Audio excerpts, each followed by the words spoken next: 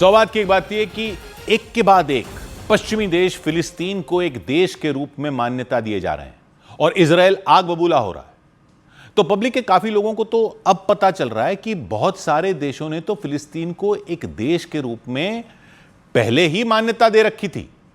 ये तो Britain, France वगैरह ने अब दी है, लेकिन पब्लिक में ज्यादातर लोगों को यह समझ नहीं आ रहा कि इससे होगा क्या। अगर इतने सारे देश फिलिस्तीन को देश मानते हैं तो क्या फिलिस्तीन एक देश बन जाएगा? और बन जाएगा मतलब क्या हुआ? अभी फिलिस्तीन क्या है?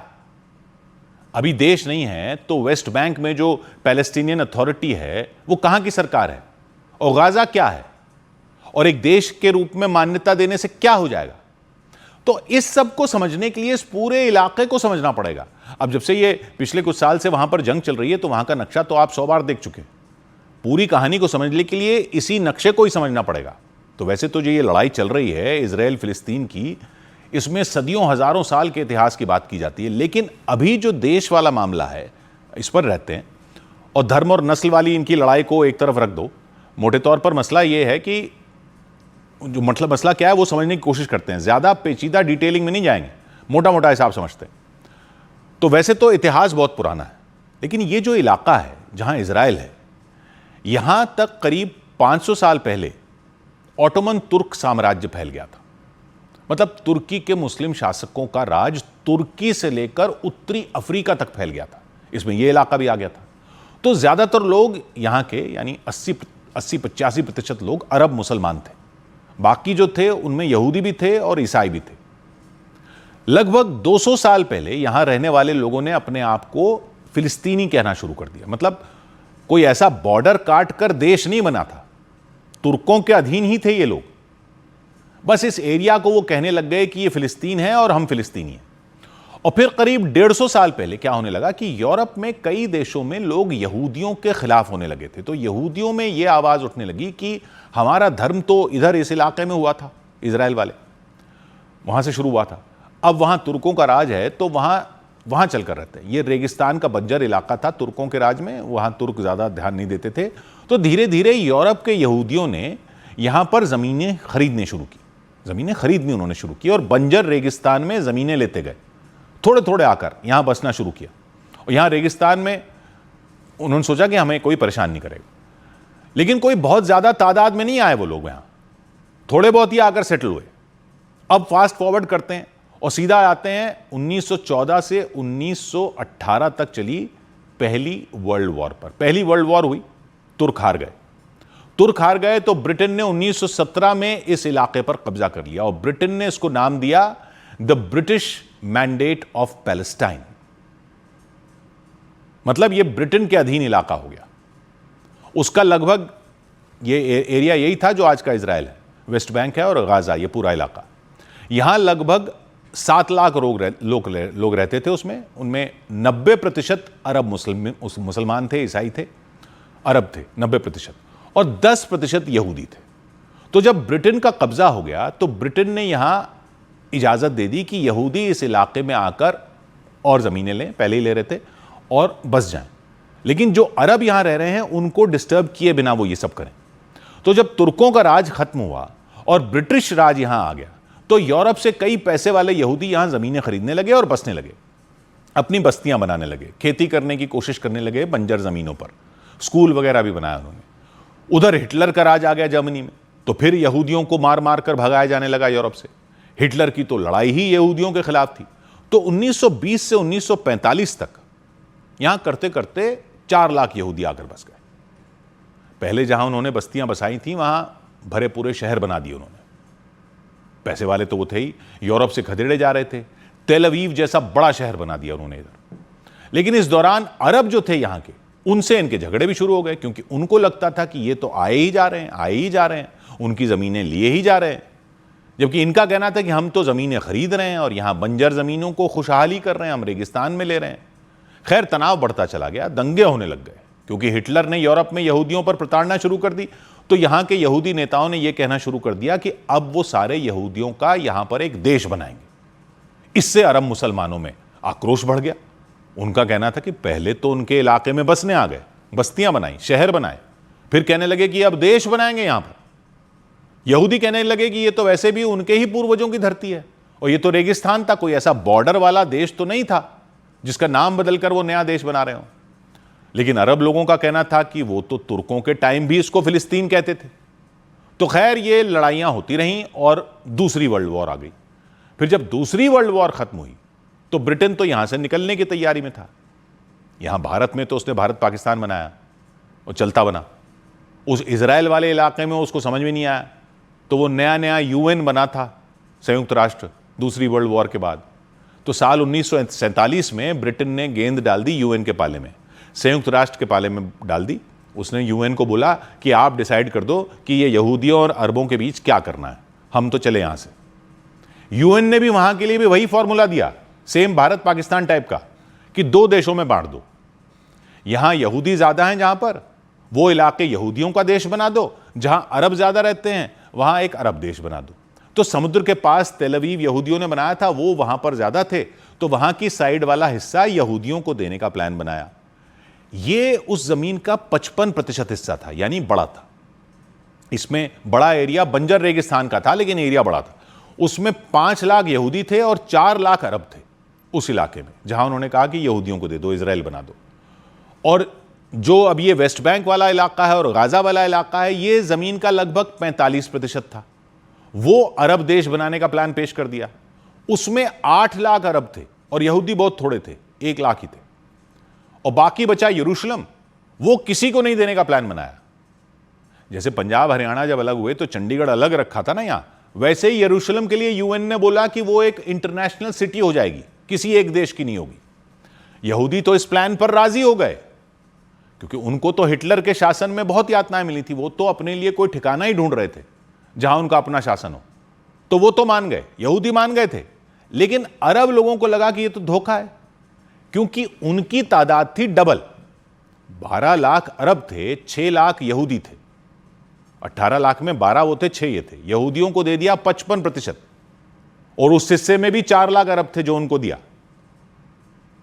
और अरबों को दिया 45% हिस्सा, जिसमें 8 लाख अरब थे और यहूदी सिर्फ 1 लाख थे। यानी यहूदी तो बढ़ गए 5 लाख और 1 लाख में, और अरब बढ़ गए 8 लाख और 4 लाख में। उनका कहना था देश उनका है, यहूदी तो वहां आकर बसे हैं, उनकी उनसे संख्या में भी आधे हैं, तो कोई यहूदी देश तो वहां बन ही नहीं सकता, वो नहीं बनने देंगे। अब मिस्र और जॉर्डन ने भी उनका साथ दिया। यूएन में वोटिंग हुई, वोटिंग में 2 देश बनाने के प्लान में ज्यादा देश खड़े हो गए, और ये होते ही यहां दंगे शुरू हो गए। अरब लोगों ने यहूदियों के इलाकों पर हमला कर दिया, यहूदियों ने अरब इलाकों पर हमला कर दिया। और खैर इन झगड़ों को सुलझाए बिना ब्रिटेन तो 1948 में वहां से बोरिया बिस्तर बांधकर निकल गया, और यहूदियों ने इजराइल नाम का देश अपने इलाके में बनाने का ऐलान कर दिया, तेल अवीव को राजधानी बना दिया। अगले ही दिन मिस्र, जॉर्डन, सीरिया, लेबनान और इराक की सेनाओं ने इस नए देश इजराइल पर हमला बोल दिया। यह थी 1948 की अरब इजराइल जंग। ये सारे देश एक तरफ और वो नया बना इजराइल एक तरफ। ये सारे देश, इराक, जॉर्डन, मिस्र, ये सब एक तरफ, इजराइल एक तरफ। कौन जीता? 1 साल तक लड़ाई हुई, जीता कौन? इजराइल। और जितनी यूएन के प्लान में उसको जमीन मिलनी थी, उससे भी ज्यादा पर इजराइल ने कब्जा कर लिया। उसको 55% देने थे, इजराइल ने 78% जमीन पर इजराइल का कब्जा हो गया। यूएन जो अरब देश का प्रस्ताव दे रहा था, अरब लोगों ने मंजूर नहीं किया था। वो अरब देश तो बना नहीं, बल्कि यूएन जो 55% जमीन देकर इजराइल बनाने का ऑफर दे रहा था, उससे ज्यादा यानी 78% जमीन लेकर इजराइल बन गया। बाकी जो बचा वेस्ट बैंक और पूर्वी यरूशलेम, उस पर जॉर्डन ने कब्जा कर लिया। जो वेस्ट बैंक है ये जॉर्डन ने कब्जा कर लिया, और गाजा पर मिस्र ने कब्जा कर लिया। गाजा हो गया मिस्र का, और 7 लाख फिलिस्तीनियों को अपना घर बार छोड़कर भागना पड़ा। वो जाकर बस गए वेस्ट बैंक में और गाजा में और लेबनान में। इजराइल बन गया और कोई फिलिस्तीन बना नहीं। इजराइल में बच गए कोई 1.5 लाख फिलिस्तीनी। खैर फिर तो इजराइल में कई देशों से यहूदी जाकर बसने लगे। उसने रेगिस्तान को सींच सींच कर हरियाली करनी शुरू कर दी, और 1967 आते आते, 1967 आते आते इजराइल में हो गए 27 लाख लोग। 1948 में, 1948 में 6 लाख यहूदी थे, और 1.5 लाख अरब बच गए थे। 1967 में बढ़कर 27 लाख हो गए। सब यहूदी वहां पर आकर बस गए और वो ज्यादातर यहूदी थे 27 लाख में। तो साल 1967 में फिर अरब देशों ने बोला कि इस यहूदी देश को अपने इलाके से मिटा देना है और यहां फिलिस्तीन बनेगा। फिर 1967 की अरब इजराइल जंग हो गई। तो 1967 में कौन जीता? फिर इजराइल जीत गया और इस बार उसने 6 दिन के अंदर वेस्ट बैंक पर भी कब्जा कर लिया, गाजा पर भी कब्जा कर लिया, पूर्वी यरूशलेम पर भी कब्जा कर लिया। इसके अलावा मिस्र के सिनाई इलाके पर भी कब्जा कर लिया, सीरिया के गोलान हाइट्स पर भी कब्जा कर लिया। यानी अब इजराइल का उस पूरे इलाके पर कब्जा हो गया जिसको बांटकर 1948 में 2 देश बनाने का प्लान था, वो पूरा इजराइल ने कब्जा कर लिया। बल्कि उससे भी ज्यादा इलाके पर कब्जा कर लिया इजराइल ने। सीरिया से भी इलाका छीन लिया, मिस्र से भी इलाका छीन लिया। तो फिर इजराइल ने वेस्ट बैंक और गाजा के इलाकों पर अपनी सेना की सरकार बिठा दी, चेक पॉइंट बना दिए, फिलिस्तीनियों को घेर दिया। फिलिस्तीनी आजादी के लिए लड़ते रहे, उसने घेर लिया 1967 में। करते करते करते 1993 आया। 1993 में नॉर्वे के ओस्लो में समझौता हुआ कि चलो 2 देश बनाने की तरफ कदम बढ़ाते हैं। 1994 में वेस्ट बैंक और गाजा वही बचा था, उसमें सरकार चलाने के लिए एक पैलेस्टीनियन अथॉरिटी बना दी गई। मतलब पूरे तरीके से देश नहीं बना फिलिस्तीन, एक टेम्पररी रास्ता निकाला गया कि इन इलाकों पर आप लोकल सरकार चला लो, मतलब स्कूल, अस्पताल वगैरह ये सब आप चला लो, सेना इजराइल की रहेगी, बॉर्डर इजराइल का रहेगा। उम्मीद ये थी कि 4-5 साल में बातचीत करके ये 2 देश बढ़ जाएंगे, लेकिन बात बनी नहीं, बॉर्डर तय ही नहीं हुए, बटेगा कैसे देश तय ही नहीं हुआ, यरूशलेम किसको जाएगा ये फैसला ही नहीं हुआ, तो मामला अटका ही रहा। और बातचीत के खिलाफ खड़ा हो गया हमास। पैलेस्टीनियन अथॉरिटी बातचीत कर रही थी, इजराइल से बात करके 2 देश बनाने के रास्ते पर थी, हमास खिलाफ खड़ा हो गया और वो पैलेस्टीनियन अथॉरिटी रह गई सिर्फ वेस्ट बैंक में। हमास ने गाजा में इलेक्शन जीत लिए और पैलेस्टीनियन अथॉरिटी को गाजा से भगा दिया। और अब तो इजराइल गाजा से हमास को खत्म करने पर लगा हुआ है, जो ये जंग चल रही है। तो गाजा का मामला अलग चल रहा है और वेस्ट बैंक का अलग चल रहा है। अब आ जाइए कि ये जो देश फिलिस्तीन को देश के तौर पर मान्यता दे रहे हैं, उससे क्या होगा जब ये हाल है। तो देखिए, यूएन में तो फिलिस्तीन कई साल से लगा हुआ है कि उसको एक देश माना जाए, लेकिन यूएन में एक नियम होता है वीटो का। 5 देश जो सुरक्षा परिषद के परमानेंट मेंबर हैं, उनमें कोई भी एक देश किसी भी कदम को रोक सकता है। और ये देश हैं, आप जानते ही हैं, अमेरिका, रूस, चीन, ब्रिटेन और फ्रांस। ये 5 हैं, इनमें कोई एक भी रोक सकता। अब इनमें ब्रिटेन और फ्रांस ने भी फिलिस्तीन को देश मान लिया, लेकिन अमेरिका जब तक नहीं मानता वो वीटो कर सकता। मतलब यूएन में तो फिलिस्तीन एक देश नहीं माना जाएगा क्योंकि अमेरिका रोक देगा। कोई एक देश इन 5 में से रोक सकता है। यानी इजराइल का गाजा या वेस्ट बैंक पर हमला एक देश का दूसरे देश पर हमला नहीं माना जाएगा, क्योंकि वो दूसरा देश ही नहीं माना जा रहा। बाकी ये जरूर हो सकता है कि जो देश फिलिस्तीन को देश मान रहे हैं, वहां फिलिस्तीन की एम्बेसी खुल सकती है उन देशों में जो उसको देश मानते हैं। फिलिस्तीन के नाम पर कोई देश उसकी खेल की टीमों को टूर्नामेंट में जगह दे सकते हैं कि भाई ये फिलिस्तीन की टीम है। इतना सब कुछ हो सकता है, लेकिन यूएन में नहीं हो सकता जब तक अमेरिका नहीं मानेगा। उस सब में हर बार अमेरिका विरोध करता रहेगा। तो अभी की पोजीशन यह है कि इतने सारे अमेरिका के साथियों का फिलिस्तीन को एक देश मानना सिर्फ इजराइल पर दबाव डाल सकता है कि ये जंग बंद करो, हम ये एक देश पर हमला मान रहे हैं। कि अब अब फ्रांस ने जैसे देश मान लिया तो ये मानेगा कि इजराइल एक देश पर हमला कर रहा है। आगे चलकर ये 2 देश बन जाएं, ये कोशिश हो सकती है, लेकिन इजराइल गाजा से हमास को खदेड़ने के बाद गाजा पर अपना कंट्रोल छोड़ने को अभी तो राजी दिख नहीं रहा। तो पेच तो अभी भी फंसा हुआ है, दबाव जरूर बढ़ रहा है इजराइल पर। 100 बात की एक बात।